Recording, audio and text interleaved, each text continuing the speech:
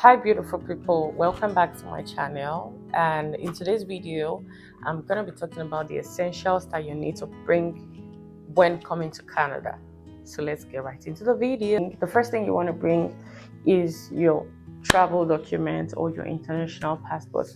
Obviously you don't want to travel without your passport, because how are you going to board the plane without your passport? You need a visa, and most times you always have the visa stamped on your passport.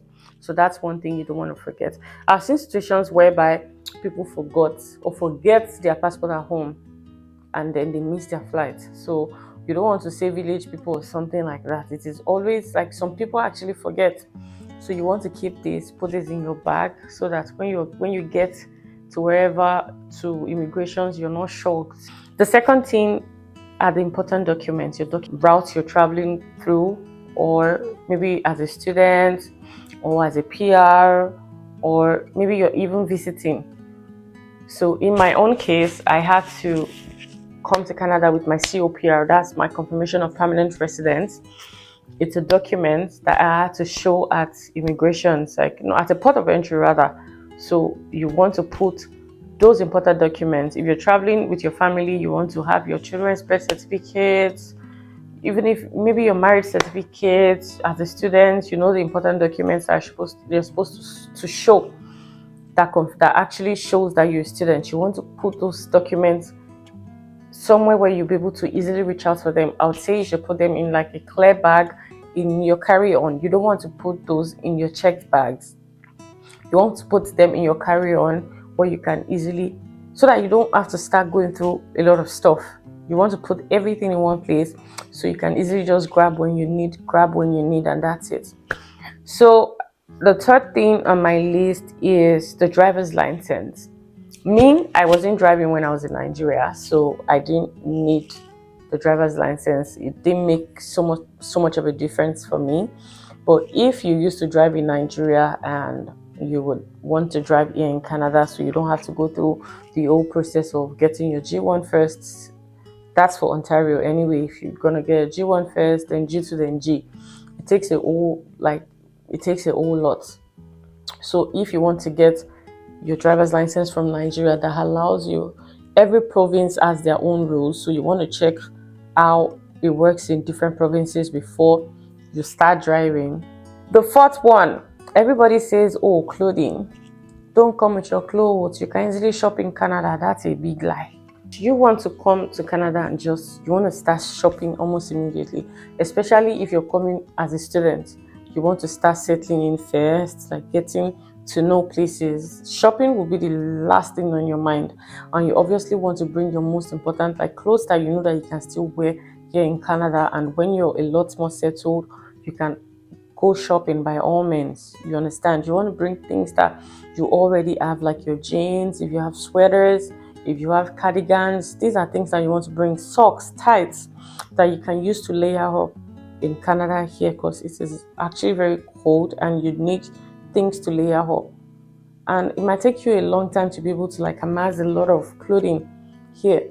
So you want to bring the things that you have, because you will eventually get to use them. I gave out a lot of my own stuff when I was coming to Canada, because everybody told me, oh, don't bring anything, you can shop here, you can. I regretted it, because I had so many stuff that I could actually use here that I gave out. I eventually had to shop for other things, but I would have really used those things that I gave out. So you want to bring those ones. You want to bring your sneakers. If you have sneakers, you want to bring them. You need them. You need your sneakers. You see, all those sandals will not cut it.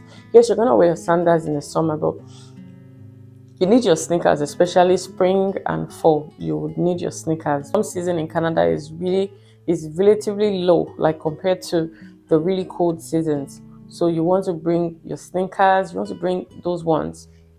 And then the next one on my list, medications.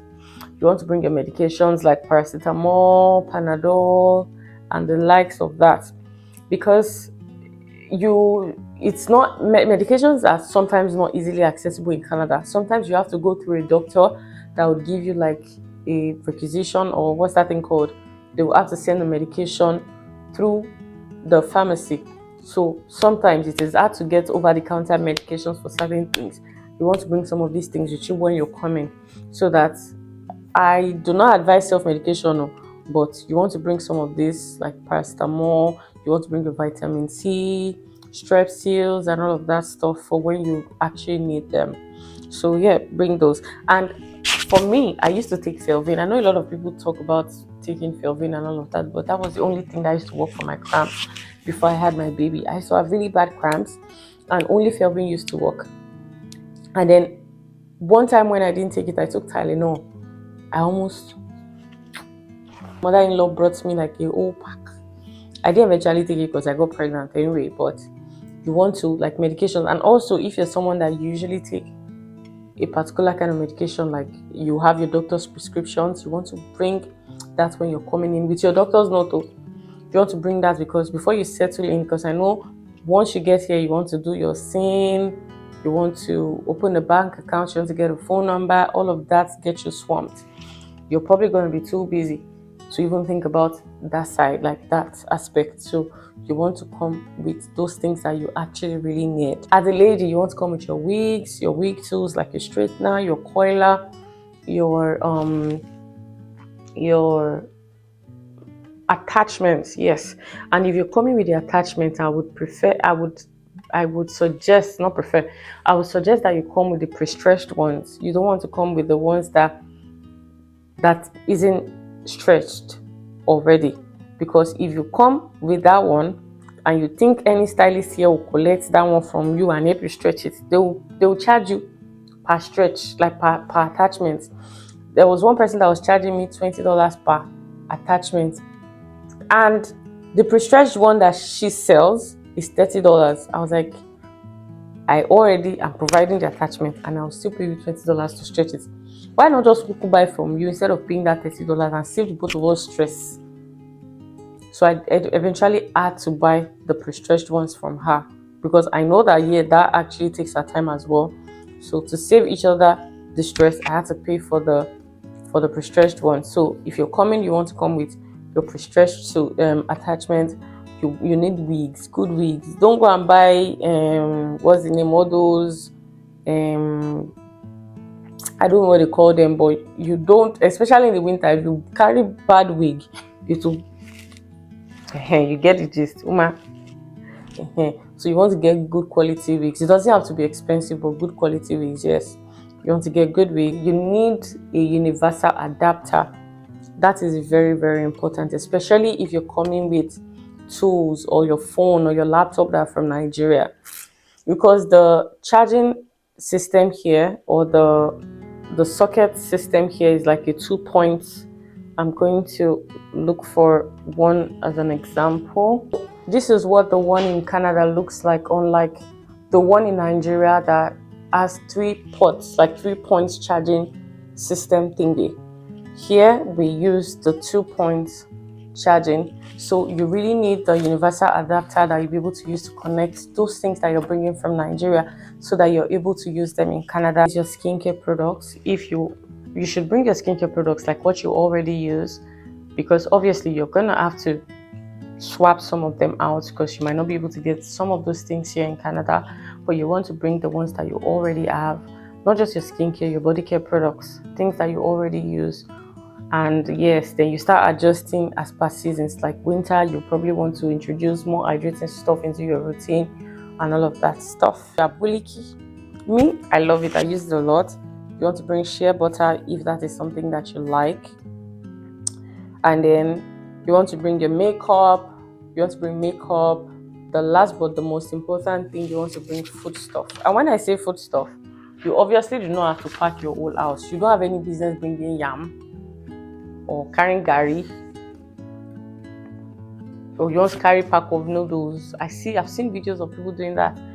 When you already have like limited spaces, like you have limited luggage, you want to carry gari, yam.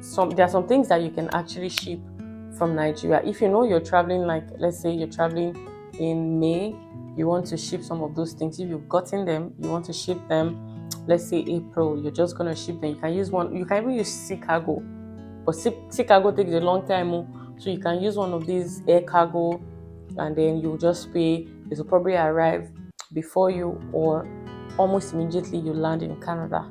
It takes like 2 weeks, but if you book like ahead before you travel, it's gonna come right after you, so you're not even gonna feel anything.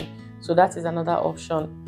But you want to bring your egusi, your ogbono, crayfish, dry pepper, chili pepper, suya spice, pepper soup spice, and all of that stuff. You want to the food stuff is like the most important part. You want to bring all the essentials, everything that you need, but you don't want to carry those heavy. I try to keep this video as short as possible because when I was searching, when I was relocating to Canada, I was looking for videos that went straight to the point, no extra. Yes, so I would make another video that I'll make another video about things that are allowed in Canada and things that are actually not allowed in Canada, because I feel like that is another story.